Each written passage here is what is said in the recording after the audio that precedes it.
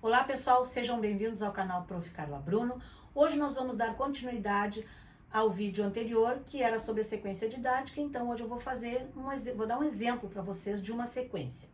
Não esqueça de se inscrever no canal, ativar o sininho para receber as notificações, deixar seu like e compartilhar os vídeos com seus amigos. Bom, como eu falei, eu separei uma sequência que foi realizada por mim numa turma de 6º ano.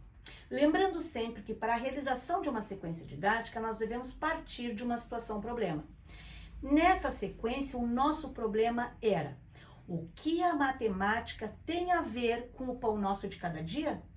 Pois nesse momento comecei a instigar os estudantes a pensarem sobre o pão, de onde vem, como é o plantio da matéria-prima, como é a industrialização e como é feita a sua comercialização. Todas as respostas dadas por eles, eu fui registrando no quadro.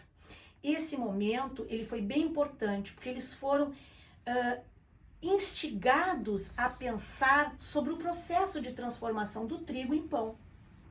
Bom, depois disso, eles assistiram a um vídeo chamado De Onde Vem o Pão? Essa é uma animação que eu vou deixar aqui embaixo, disponível no vídeo para vocês, na descrição dessa animação. A terceira atividade, ela foi realizada em grupos, tá? Onde eu mostrei essas imagens aqui, com as etapas da produção do pão. Ou seja, tinha a plantação, o trigo, a farinha e o pão. Essas imagens, elas podem ser apresentadas assim, num PPT, ou elas podem estar impressas, entregue uma imagem para cada grupo. E com essas imagens, eles fizeram um pequeno relatório sobre a produção do pão, como eles achavam que era essa produção. Eu fiz um destaque também sobre a profissão de padeiro. E eles fizeram uma pequena pesquisa procurando sobre o padeiro. Qual o salário de um padeiro?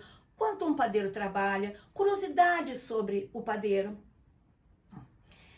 No final dessa atividade, eu pedi que eles trouxessem de casa uma receita de pão, porque nós iríamos analisar essas receitas posteriormente.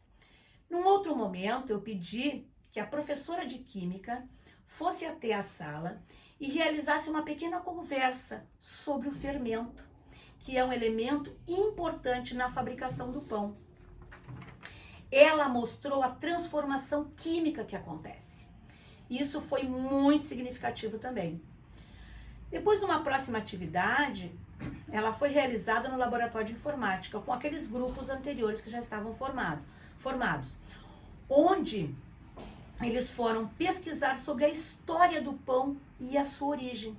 E essa pequena pesquisa, eles apresentaram para os colegas na aula também. Outra atividade foi a análise das receitas trazidas.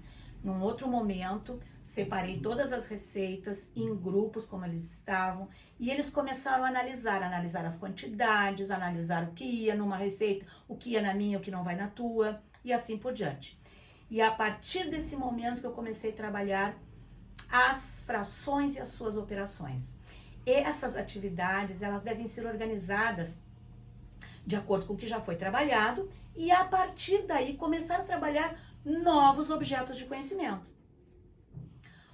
Quando eu realizei essa sequência, eu fiz uma outra atividade que foi levar os estudantes até uma padaria próxima ali da escola.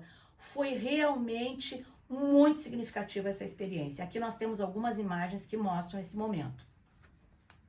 Bom, e como já foi falado no vídeo anterior, a sequência didática ela deve ter um produto final, que no nosso caso foi a criação de um livro de receitas de pão da turma. Eles separaram receitas, escolheram, fizeram até testes em casa e trouxeram novas receitas para esse livro. E por fim, nós temos a nossa avaliação.